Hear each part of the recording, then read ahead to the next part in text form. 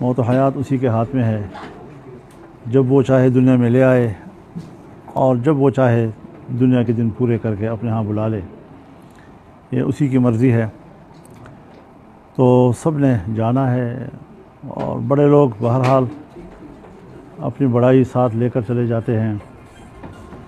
हमारे पास उनका नस्बुल ऐन, उनका मिशन, उनका नज़रिया रह जाता है और जिसको आगे बढ़ाने की ज़िम्मेदारी जिंदों पे आ जाती है, उनके पैरोकारों पे आ जाती है, उनके रफ़क़ा पे आ जाती है।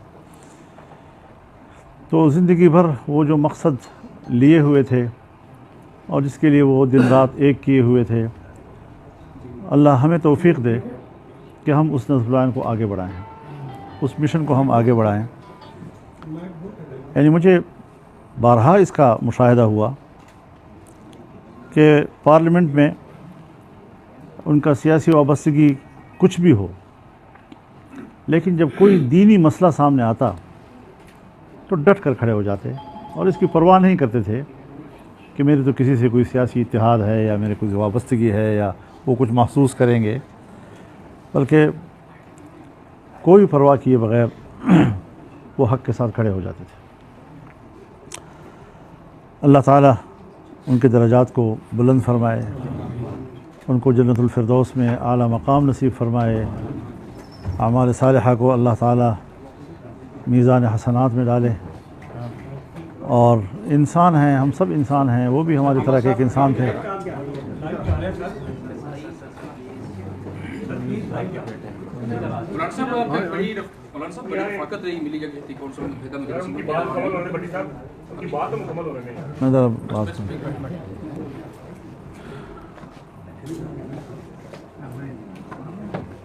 मीर साहब के बेटे हैं अहमद मीर साहब।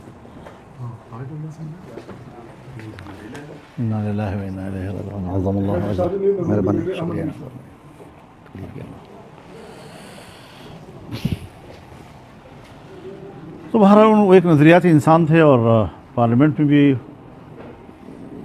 उसी का उसने लिहाज रखा, हर मरहले पे लिहाज रखा, हम उसके गवाह हैं। तो अब वो हमसे चले गए हैं, अल्लाह के हुजूर में हैं। रब्बुल आलमीन उनके तमाम हसनात को कबूल फरमाए और तमाम अगर सय्यात उनके ज़िंदगी में कहीं है, अल्लाह दरगुज़र फरमा दे। अल्लाह को सारे गुनाह माफ़ करने में कोई कमी, कोई पूछने वाला ही नहीं उसको। और हमें अल्लाह तौफ़ीक़ दे और उनके ख़ानदान को, उनके औलाद को और उनकी जमात को कि अल्लाह ताला उनके इस मिशन को आगे जारी रखें, बरकरार रखें। और दीन का काम बहरहाल कार खैर है, इस कार खैर में हम सब शरीक हैं और ये शराकत अल्लाह ताला हमें हमेशा नसीब फरमाए। मैं ताज़ियत के लिए हाज़िर हुआ, उनके ख़ानदान से ताज़ियत करने, उनके जमात से, उनके रफ़क़ा से, बल्कि मैं आपको यकीन बताने सकूँ मैं ख़ुद ताज़ियत का मुस्तहिक़ हूँ। मेरा जो ताल्लुक़ उनके साथ रहा तो मैं ख़ुद उनके वफ़ात पर ताज़ियत का मुस्तहिक़ हूँ। अल्लाह ताला हमारी इस मोहब्बत को जो लिल्लाह मोहब्बत थी वो हमेशा कायम दायम रखे। व आखिर दावाना अल्हम्दुलिल्लाहि रब्बिल आलमीन। जी भाई फरमा रहे थे आप। जी मैं कह रहा था कि आपके मिल गई थी कौंसिल और मुत्तहिदा मजलिस में भी आपका एक बड़ा साथ रहा। कोई ऐसा मुशर्रफ के दौर में भी खासे हालात जो है वो मुश्किल आई, साजिद मीर साहब की बहादुरी का वाक़या सुनाएंगे जिसमें वो बड़े डट कर जो है वो खड़े थे। उनकी सारी ज़िंदगी बहादुरी से भरी हुई थी। मुझे कोई लम्हा याद नहीं कि उन्होंने कोई कमज़ोरी दिखाई हो किसी मौके पर, लेकिन वक़ार के साथ, बड़े वक़ार के साथ, बड़े तहम्मुल के साथ, शाइस्तगी के साथ। भारत में जो शरारत की है और उसके हवाले से कुछ थोड़ा सा बताएं कि दीनी जमातें कहाँ पे खड़ी हैं, और पीटीए के हवाले से बताएं कि वो कह रहे हैं कि मौलाना साहब हमारे साथ नहीं है, तो ये थोड़ा सा बहाम है, इस पर थोड़ा सा क्लियर बता दें कि क्या है। कल एपीसी भी है लाहौर में। आपने ऐसे सवालात किए कि एक का ताल्लुक़ शर्क़ के साथ है, एक का ताल्लुक़ ग़र्ब के साथ है। अब मुझे मिलाना पड़ेगा दोनों को। तो पहला सवाल क्या था आपका? मैंने कश्मीर के भारत के हवाले से बात की है। भारत ने पाकिस्तान पर कुछ सिविलियंस को कत्ल करने का इल्ज़ाम पाकिस्तान पर लगाया है जिसकी कोई तुक नहीं बनती, और इस इल्ज़ाम लगाने में वो ख़ुद मशकूक हो गया है और उसके इस मशकूक होने पर ख़ुद हिंदुस्तान में वहाँ के जमातें, चाहे वो हिंदू जमातें हों चाहे मुसलमान जमातें हों, उन पर तनक़ीद कर रहे हैं कि आपका मुक़द्दमा बनता नहीं है। और अल्हम्दुलिल्लाह यहाँ पाकिस्तान में मुकम्मल एक जहती है। मैं तो पहले रोज़ ही कह चुका हूँ कि वतन अज़ीज़ की दिफा के लिए पूरी कौम एक सफ़ है। हम सियासी इख्तलाफात करेंगे, अपने घर में करेंगे, उसके अपने हदूद होंगे, उन हदूद तक हम यक़ीनन इख्तलाफ राय करते हैं, लेकिन वतन की हिफाजत जो है वो हमारा सबका एक कौमी फ़रीज़ा है, मिली फ़रीज़ा है, और इंशाअल्लाह पूरी कौम हमारे यहाँ एक है। जी, मुझे ख़बर तो है, दावत अभी नहीं मिली। तो सर ये बता दें कि जिस तरह मोदी को खुद तनकीद का सामना करना पड़ रहा है हिंदुस्तान में, जबकि हम देख रहे हैं कि यहाँ के जो 3 बार के वज़ीर-ए-आज़म हैं, मुस्लिम लीग नून के सरबराह भी हैं, सदर भी हैं, मियां नवाज शरीफ, अभी तक उनकी ज़ुबान से एक लफ्ज़ नहीं अदा हुआ। मोदी ने जो झूठा प्रोपेगेंडा किया पाकिस्तान के खिलाफ, जिस तरह की एक जंगी कैफियत पैदा की हुई है उन्होंने। मैं अपनी ज़ुबान का पाबंद हूँ, दूसरों की ज़ुबानों का वकील नहीं हूँ। कौन बोलता है, कितना बोलता है, कहाँ बोलता है, लेकिन यह है कि मुझे उनके बारे में भी पूरा एतमाद है कि वो कौमी सफ़ में जो है वो इकट्ठे खड़े हैं।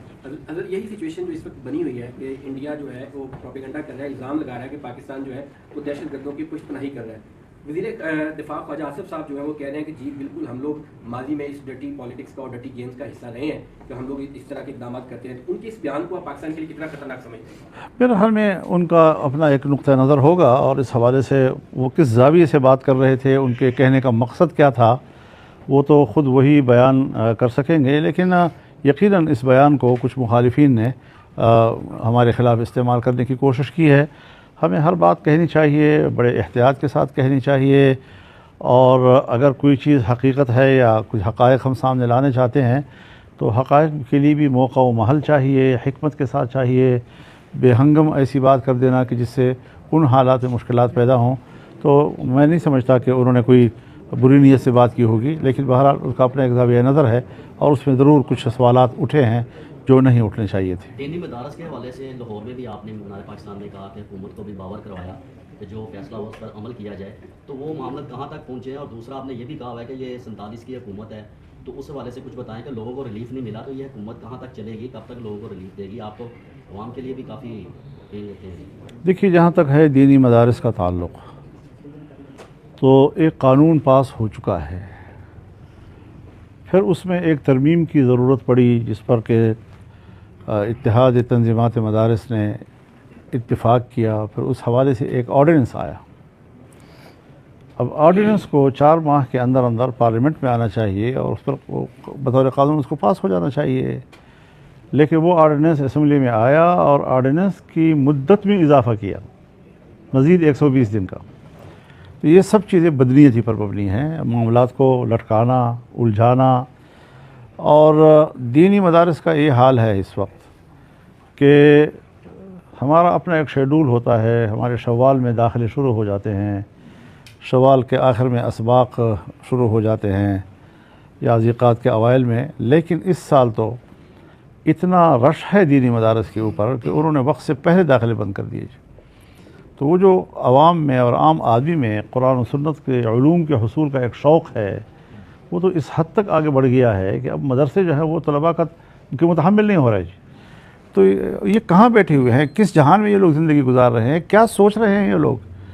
लिहाजा मदारस पर कौम का एक एतमाद है। मदारस हमारे बर्रसगीर के सोसाइटी का एक रचा बसा हिस्सा है, उसको इस सोसाइटी से अब अलग नहीं किया जा सकता। ठीक है, आप लोग कुछ करें मगरब को खुश रखने के लिए कि हम ये कुछ कर रहे हैं तो हम ये कर रहे हैं, तो कहीं FATF के कोई शराइत आते हैं, कहीं IMF के आते हैं, उनको मुतमईन करने के लिए ये लोग थोड़ा बड़ा लगे रहते हैं।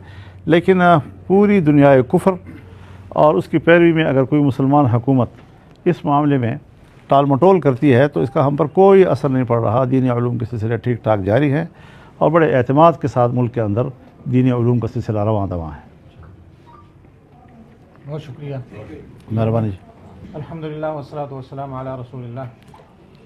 इसमें कोई शक नहीं कि प्रोफेसर साजिद मीर साहब उम्मत का एक अजीम सरमाया थे, मरकज़ी जमीयत अहले हदीस के अमीर थे, लेकिन वो तमाम दीनी और सियासी जमातों का मुश्तरका सरमाया थे। और जिस तरह मौलाना साहब ने फरमाया कि मैं आया तो अफसोस और ताज़ियत करने के लिए हूँ, लेकिन मैं तो हकदार हूँ इसका कि मुझे ताज़ियत की जाए। बिल्कुल सही फरमाया हज़रत ने। मौलाना साहब का बेटा असद महमूद साहब भी, असद फजल रहमान साहब भी वहाँ तशरीफ़ लाए जनाजे में। मौलाना अब्दुल गफूर हैदरी साहब भी तशरीफ़ लाए और इसी तरह बाकी दीनी और सियासी जमातों के मरकज़ी कायदीन तशरीफ़ लाए। उस दिन मौलाना साहब डेरा इस्माइल ख़ान में थे, तशरीफ़ नहीं ला सके। और उसके बाद ये अफसोस का सिलसिला, वफूद का सिलसिला आने का जारी रहा। अल्हम्दुलिल्लाह सऊदी सफ़ीर भी तशरीफ़ लाए, राब्ता आलम इस्लामी के नुमाइंदे भी तशरीफ़ लाए, जमात इस्लामी का अमीर भी आए और बाकी तमाम दीनी और सियासी जमातों के जो कायदीन हैं वो तशरीफ़ ला रहे हैं। बड़ा हौसला मिला हमें और गम में ज़ाहिर है कमी आती है दोस्तों के आने से, लेकिन हकीकी बात यह है, दिल की बात, कि सब आए। उनका आना सिर आँखों पे, उनके आने से हमारे गम में तखफीफ हुई। मौलाना साहब आए इस तरह लगा जैसे हमारा कोई बड़ा अल्लाह तो इंशाअल्लाह हम मौलाना साहब को भी यकीन दिलाते हैं और कौम को भी यकीन दिलाते हैं कि इंशाअल्लाह अमीर मोहतरम प्रोफेसर साजिद मीर रहमतुल्लाह अलैह के मिशन को आगे लेकर चलेंगे। हज़रत हम इंशाअल्लाह आपके साथ हैं, जिस तरह प्रोफेसर साहब आपके साथ थे। और इंशाअल्लाह किताब व सुन्नत का जो मिशन उन्होंने उठाया था, जो झंडा बुलंद किया था दीन इस्लाम का, इत्तेहाद का, वहदत का, इत्तेफाक का, उस झंडे को मेरी जमात इंशाअल्लाह सारी इंशाअल्लाह लेकर अल्लाह मदद फरमाएगा, अल्लाह मदद फरमाएगा। अल्लाह यरहमना, अल्लाह यरहमुहु व यरहमना। अल्लाहुम्मा सल्लि अला सय्यिदिना मुहम्मद। अल्हम्दुलिल्लाहि रब्बिल आलमीन वस्सलातु वस्सलामु अला खैरि खल्क़िही मुहम्मद। अल्लाहुम्मा इग़फिर लना व